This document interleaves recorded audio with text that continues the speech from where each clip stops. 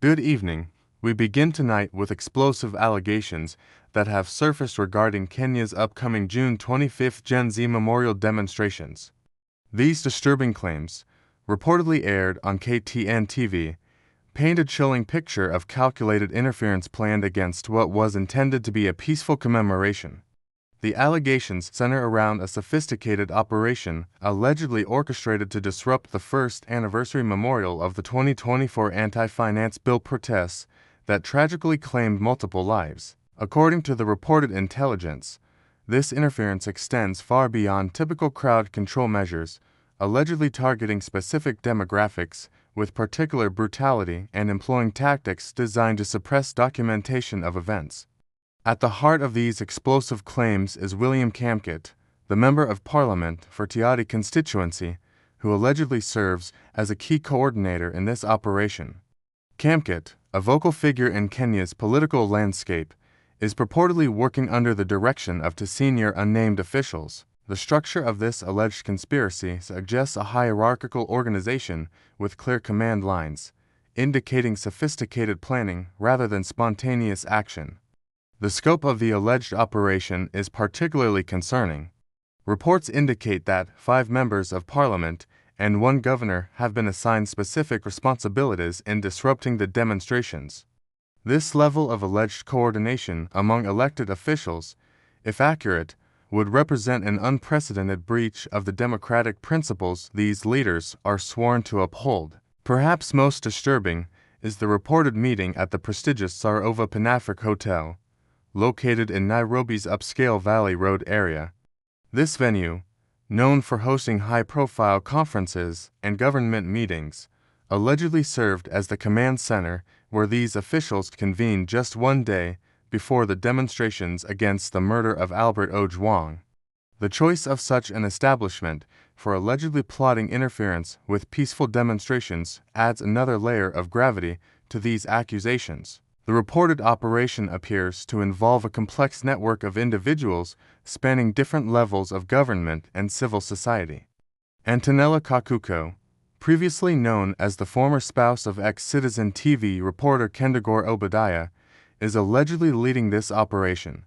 Kakuko, who has maintained a relatively low public profile since her separation from the media personality, would represent an unexpected figure at the center of such serious allegations. Elizabeth Waithera, who has been associated with grassroots political activities in Nairobi, is reportedly involved in hiring operatives on behalf of Governor Johnson Sakaja.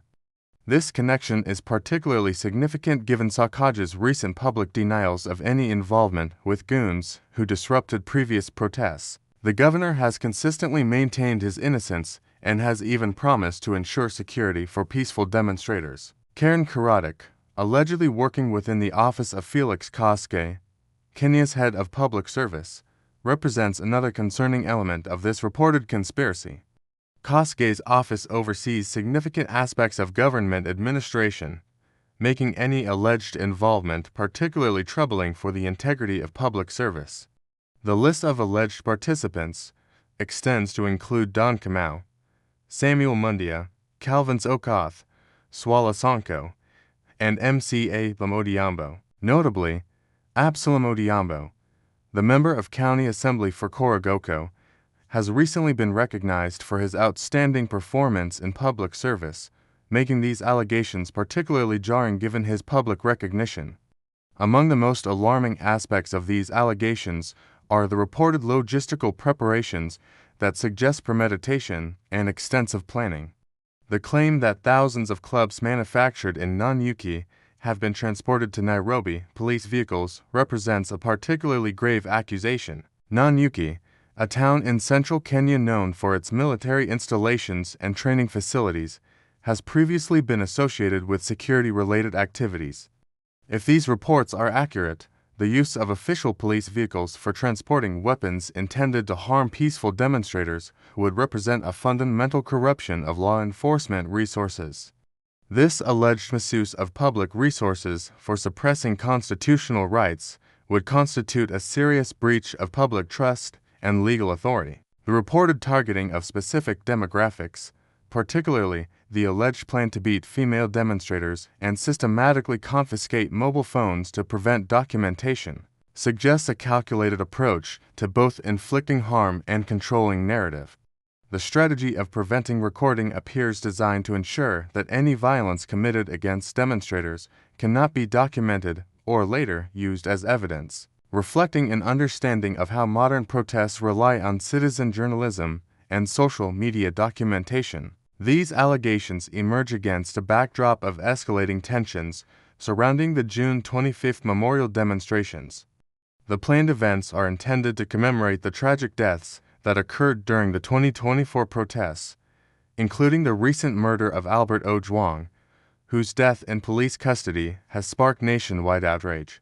Ojwang's case has become emblematic of broader concerns about police brutality and extrajudicial killings in Kenya. The government's response to these planned demonstrations has been mixed, with some officials declaring that June 25 would be treated as a normal working day, while others have assured security for peaceful protesters.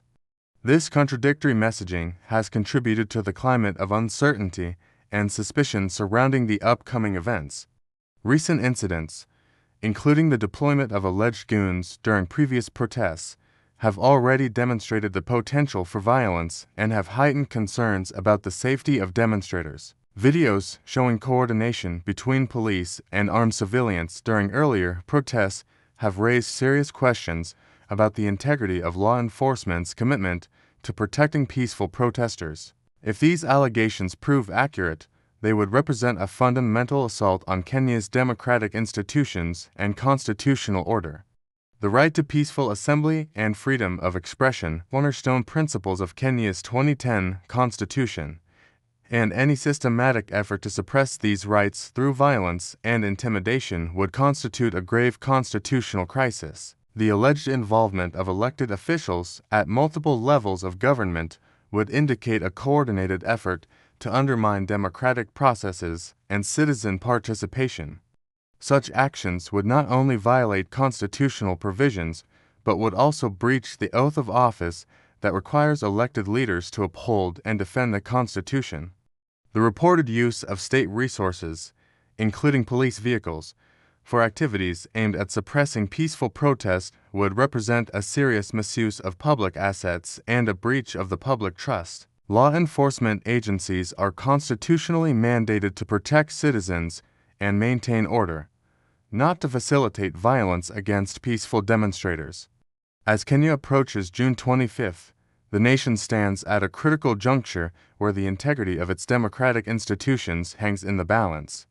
The allegations, while unproven, have already contributed to a climate of fear and uncertainty that threatens to overshadow what should be a peaceful memorial for those who lost their lives in the pursuit of democratic accountability. The responsibility now lies with relevant authorities to investigate these serious allegations thoroughly and transparently. If the claims prove unfounded, those making false accusations must be held accountable. However, if the allegations contain elements of truth, the full weight of the law must be brought to bear against those who would subvert Kenya's democratic processes. The international community, civil society organizations, and ordinary citizens must remain vigilant as these events unfold. The outcome of June 25 and the response to these allegations will serve as a defining moment for Kenya's democratic trajectory and will determine whether the nation can maintain its commitment to constitutional governance and protection of citizens' rights. The youth of Kenya, who have shown remarkable courage and commitment to democratic principles, deserve protection as they exercise their constitutional rights. Their voices, raised in memory of those who have fallen and in pursuit of a better future, must not be silenced through violence or intimidation. The true measure of Kenya's democracy will be found not in the suppression of dissent, but in the protection of those who seek to hold their government accountable through peaceful means. We'll continue monitoring this developing story and bring you updates as they become available.